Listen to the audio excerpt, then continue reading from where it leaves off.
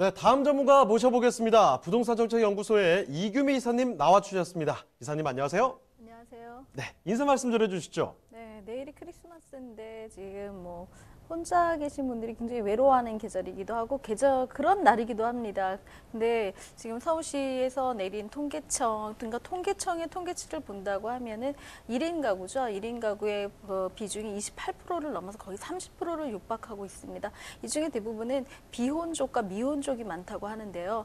비혼은 이제 결혼을 안 하시겠다고 결심을 하신 분이시고요. 또 미혼은 결혼을 안 하시고 계시는 결혼의 가능성이 있는 분들이긴 하지만 그 프로테이지가 30%라면 굉장히 높은 부분이라고 말씀드릴 수가 있습니다. 이런 부분들이 사실은 굉장히 재테크를 잘할 것이다라고 생각을 하시고 굉장히 여유 있게 사실 거라고 생각을 하시는데요. 실제적으로 퇴직 연령이 한 55세에서 59세 미만으로 그런 통계치를 본다고 하면은 책임감 없이 집에 대한 그러니까 결혼을 하신 분은 아이를 잘 양육을 해야 되는 집을 마련을 해야 되고 또 노후에 당신들이 살아야 될 것들에 대한 걱정이 사실은 책임으로 오기 때문에 긴축 소비를 하고 좀 더 재테크에 적극적이기 때문에 실제로는 두 삶이 나중에 55세 이후의 삶을 본다고 하면은 자산적인 여력은 비혼족이나 미혼족 분들보다는 결혼을 하신 분들이 훨씬 더 크다라고 저희가 말씀드릴 수가 있습니다.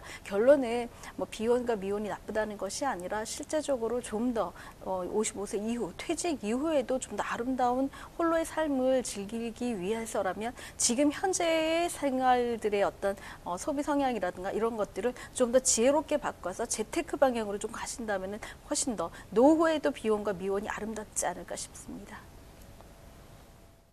자, 그럼 이규미 이사님이 선정해주신 그 첫 번째 부동산 지금부터 화면을 통해 만나보겠습니다.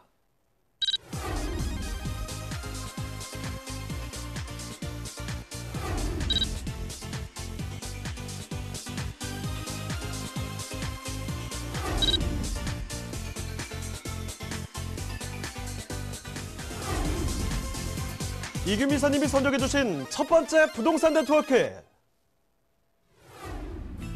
서울시 용산구 한강로 2가에 위치한 상가입니다.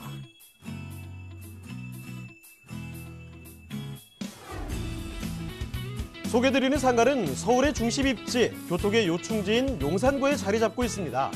용산구 한강로 2가 상가는 1호선과 경의중앙선, 용산역에서 도보로 가능한 약 2분 거리인 역세권에 위치해 있습니다. 자, 이사님, 용산구의 생활 인프라는 어떤가요? 네, 용산구 한강로 2가는 편리하고 쾌적한 주거 환경이 잘 갖추어진 지역인데요. 사통팔달의 교통망을 갖춘 용산구는 광화문, 여의도, 강남 등의 직주 근접지로서 직장인 수요가 매우 풍부한 곳이기도 합니다.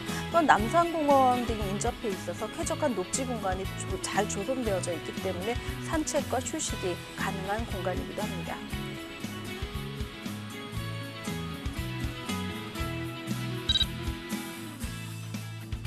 많은 사람들이 찾는 남산공원뿐만 아니라 용산민족공원 조성도 예정돼 있어 주변 개발 호재가 기대되는 지역입니다.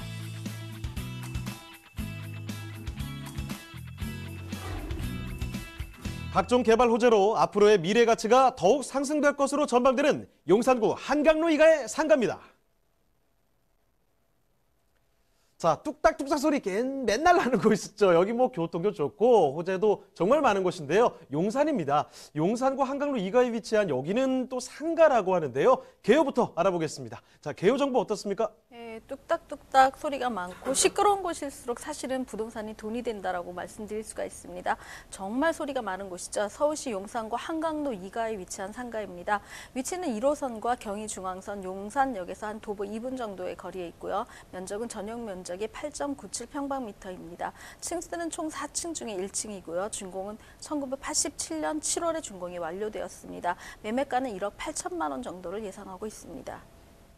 자, 그럼 건물 특징도 좀 봐주실까요? 네, 87년도 7월에 준공이 완료된 작은 구분 상가이기 때문에 사실 건물의 특징이라는 건 참 볼품이 없습니다. 부동산에서는 아주 좋은 볼품이 있거나 아주 볼품이 없는 곳들에 돈의 가치가 숨어져 있다고 말씀드릴 수가 있는데요. 총 4층 중에 1층에 위치한 상가이기 때문에 사실 건물로서의 볼품은 참 많이 없습니다. 하지만 그곳의 위치가 주는 어떤 가치가 굉장히 큰 그런 상가라고 말씀드릴 수가 있습니다. 자, 용산역에서 2분만 걸어오시면 바로 만날 수 있는 그런 위치에 있다는 겁니다. 지금 오랜 세월 동안 잘 버텨주고 있었거든요. 지금 살펴드리는 상가, 그중에 4층짜리 건물인데 1층에 위치를 하고 있습니다.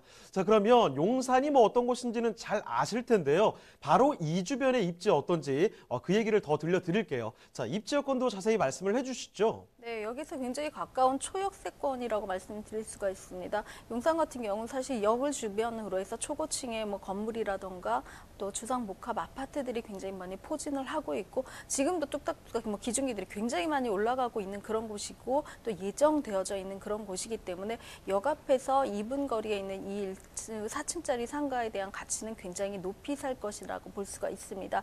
1호선과 호남선, 경춘선, 경의중앙선, 용산역에서 도보 2분 정도의 거리에 있기 때문에 굉장히 좋은 위치에 입지했다라고 말씀드릴 수가 있고요. 또 여의도와 영등포에 영등포 여의도에 있는 직장인들의 수요와 또 광화문 종로의 강북쪽 직장인들 수요도 같이 흡수하면서 이제는 강남권까지도 흡수할 수 있는 어떤 여력을 갖고 있는 그런 서울 중심의 최고의 중심 입지라고 말씀드릴 수가 있습니다.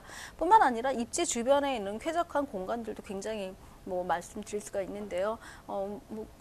쾌적한 공간이기도 하지만 뭐 관광의 명소이기도 하죠. 남산이 바로 보여져 있고요. 또 용산 민족공원입니다. 민족공원에 대한 기대가 상당히 크고 있고 기대 가치가 굉장히 많이 평가되고 있는데 뉴욕의 센트럴파크를 방불케 할 만큼 굉장히 넓고 업무지구로서 굉장히 활력소가 제공될 수 있는 그런 곳들로 개발될 거라고 이미 뭐 조감도가 다 나와져 있는 그런 상황이기도 합니다. 이런 쾌적한 공간들이 같이 있으면서 굉장히 대규모 개발 지역들이 인접해져 있기 때문에 용산역에 있는 상가의 입지는 뭐 상가로서는 굉장히 최고치가 아닐까 싶습니다. 용산입니다. 뭐 서울 중심 입지이기 때문에 당연히 교통은 좋을 수밖에 없고요. 거기에다가 지금 뭐 한강 앞에 흐르고 있죠. 남산이 버티고 있습니다. 이런 환경들 충분히 생각을 해볼 수가 있을 텐데 또 하나 더 해보자면요. 이 개발이라는 거죠. 아까부터 저희가 뚝딱뚝딱 소리를 계속 강조를 드린 게 이유가 있다는 겁니다. 그만큼 개발 소식들이 거대한 것들이 많이 있는데요. 자, 그럼 개발 호재 자세히 설명해 주시죠. 네, 용산 하면은 사실은 굉장히 화제가 됐던 국제 업무지구 개발에 대한 소식들이 사실은 가장 궁금하실 거고 도대체 얘는 언제 될까라는 생각들을 많이 하시게 될 것입니다. 국제 업무지구가 지금 저희 지금 소개해드린 물건지에서 굉장히 가까운 거리에 있습니다. 이미 뭐 이곳 같은 경우는 뭐 수용이라든가 뭐 어떤 절차, 토지 확보의 절차가 필요 없이 그 자풀들이 굉장히 무성하기 때문에 이제는 저기를 개발해야 되지 않겠나라는 어떤 혐오스러운 그런 그 풍경까지도 보여지고 있는 그런 곳에 입지를 하고 있습니다. 뭐 외국인들조차 이것이 왜 이럴까라고 생각을 하기 때문에 용산구와 서울시로서는 이제 어쨌든 개발을 해야 되는 개발 압력들을 받고 있고요. 또 옆에로 보면은 뭐 서울역이 있는데요. 서울역 북부 역세권 개발도 같이 뭐 개발 계획을 갖고 있습니다. 서울역 같은 경우는 뭐 오피스라든가 호텔, 컨벤션, 판매 문화, 또 오피스텔이라든가 호텔식 레지던스로 이미 어떤 조감도가 다 설정이 되어져 있기 때문에 용산역도 이런 규모로 개발되지 않을까라는 기대감들을 갖고 있습니다. 서울역 같은 경우 뭐 지하화된다라는 것들이 기정사실화되어져 있고 그 자산이라든가 그 예산의 규모가 이미 확보가 되어져 있기 때문에 바로 실시가 될 수 있는 그런 곳이기도 합니다. 또 주변에 있는 호재들도 굉장히 좋다라고 말씀드릴 수가 있는데요. 미군 기지였죠. 캠프킴이라든가 유엔사 수송부들의 개발 소식들이 이미 많은 분들이 접하고 계시리라고 생각을 합니다.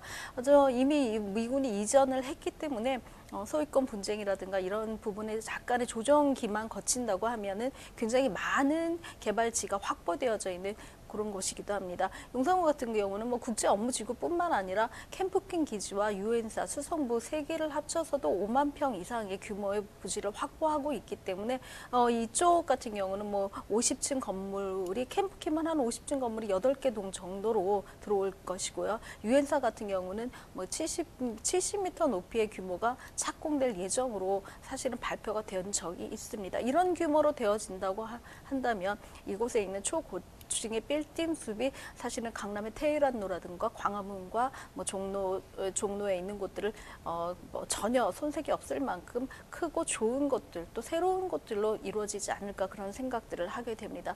뿐만 아니라 뭐 한남인 뉴타운 같은 경우는 사실 이종 빌라의 가격들이 최고점들을 찍었죠. 그 가격이 반증을 해주고 있기 때문에 상업지로서의 어떤 입지를 갖고 있다면 그 자산 가치는 좀 더 커지지 않을까 싶습니다. 뿐만 아니라 이쪽 같은 경우 뭐 GTX A 노선과 GTX B 노선의 개발 계획도 같이 가지고 있습니다.